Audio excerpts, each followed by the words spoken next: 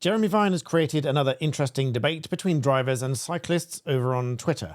And I think I've kind of fueled the debate by responding to it, because there's a whole Twitter thread there which has been quite interesting. So I'm going to link that in the description below. You can go and read it.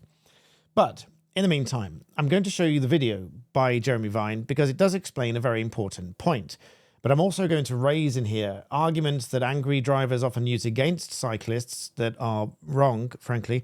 And also one of them, even if you were to agree with that argument, then it works against the driver, so against the commenter's own principles in the first place.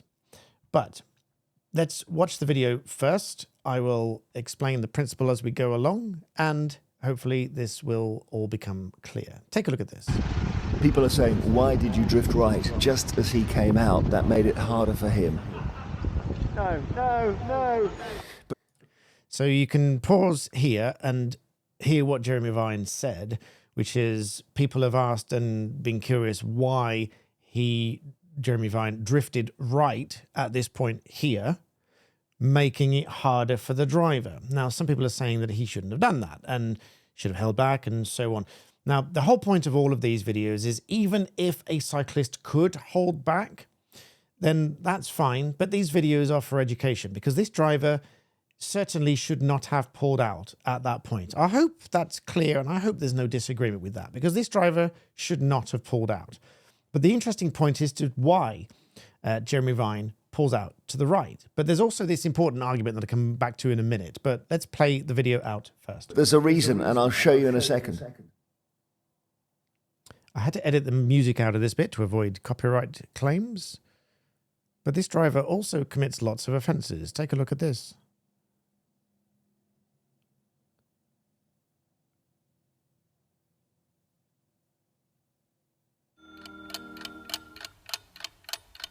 Why'd you do that?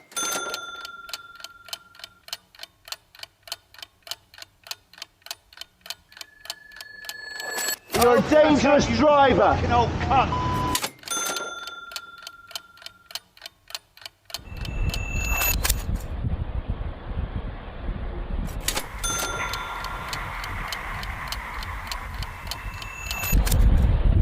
Now, going back to this example of pulling away from the turning car, here's Oxford Street. This van is going right. Now, if he does that, no! I'm moving left. And there's an even better example here, although it's less dramatic. Bayswater. Now, I've used a red arrow to show you a tree that's going to block the car behind it. And you see the car with the white arrow. So my response has to be to shift right a little bit, so that if he decides to come out, he's got more time to see me. That's it. There's nothing sinister about it. So that's the point, and it's quite a simple point. The cyclist moves right a bit or left a bit, depending on where the driver's positioned and where the driver looks like they're about to pull and move, so that they've got more time to think and react and to stop, and possibly the cyclist can have time to stop and space to stop as well.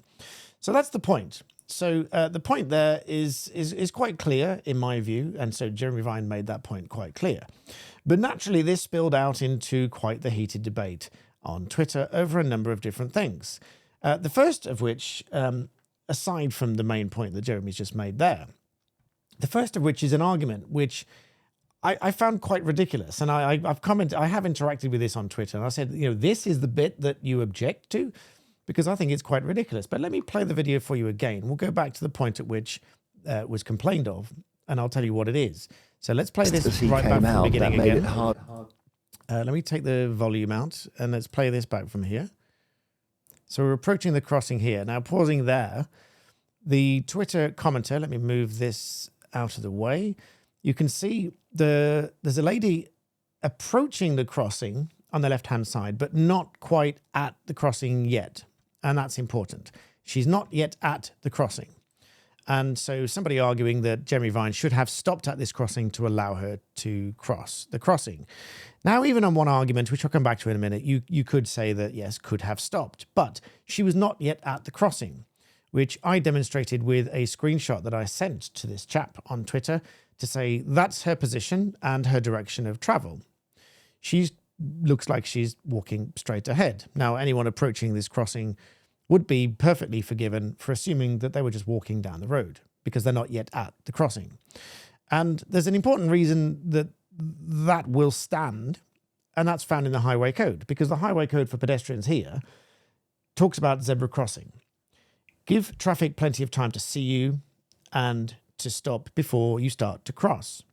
Vehicles will need more time when the road's slippery. The roads do look a bit slippery in this situation. Maybe it looks like it had been raining, so that applies in this case. Vehicles will need more time. Wait until traffic has stopped from both directions. All the road is clear before crossing. Now, I've highlighted the important bit. Remember that traffic does not have to stop until someone has moved onto the crossing. Drivers and riders should give way to pedestrians waiting to cross and must give way to pedestrians on a zebra crossing. So remember that. Should if they are waiting to cross, and must if they are on the crossing. So moving back to the video, if she was at the crossing and waiting to cross, a rider or a vehicle should stop to allow them to cross. But it's not mandatory. If she were on the crossing, it would be mandatory. So this Twitter, we'll call him Twitter driver, this Twitter driver that was arguing that Jeremy Vine should have stopped. Even if the argument is accepted that it was his fault, so even if he was in the wrong, say, and he's the one that should have stopped. Applying the same logic as we move forward, let's replay the video. So we're over the crossing, the driver pulls out, which I don't think anyone can reasonably argue that the driver should not have pulled out. But then as one of the offences that Jeremy Vine picks up as we move forward, so here we're across the crossing, driver's pulled out, shouting and swearing, other offences and whatever. If I skip forward a bit to this point here, which Jeremy Vine's also picked up, ignoring the person on the zebra crossing. So pausing that there is no argument here. Even as the driver approaches the zebra crossing, you can see that there is, I think it's a different person, it's a different coloured top, but you can see she is on the crossing. She's in the middle of that lane when the vehicle, the same vehicle that pulled out, drives straight over the zebra crossing. And so, as I said, if that Twitter driver, we'll call him, was right that you should stop because of the crossing, then we go back to the Highway Code and that you must stop if someone is on the crossing. So these are some of the arguments that drivers make. Now, why do drivers make these arguments? There was another thread that sort of spilled out of this same conversation, was that cyclists are selfish because they want a cycle lane to be safer on the road, because drivers make up a larger group of people using the road. But do you see the irony in that statement? Cyclists being the selfish ones because they make up a smaller group and therefore shouldn't have a safe space on the road. And even safe space aside, this whole video and this whole conversation spilled out of this video with this driver pulling out, swearing, not wearing his seatbelt, and then driving straight across a crossing with a lady on it. And a driver used an argument against cyclist in this situation for not stopping when the lady was approaching the crossing, but not yet even at, let alone on the crossing. And yet that argument against the cyclist, if used against the driver, is tenfold worse. Not only because the vehicle is probably 1.5 or 2 ton of steel, but she was on the crossing. So this was as clear cut as it could possibly get. So when you see these videos, when you see these arguments between drivers and cyclists and whatever, whether you love cycling or hate cycling, whether you love Jeremy Vine or hate Jeremy Vine, all of that matters not. We all share the roads. We all, whether you like it or not, have a duty of care to other road users. And that is where, driving with reasonable care to other people comes into play. And the higher up that scale of negligence you go, can be careless, can be dangerous, and so on.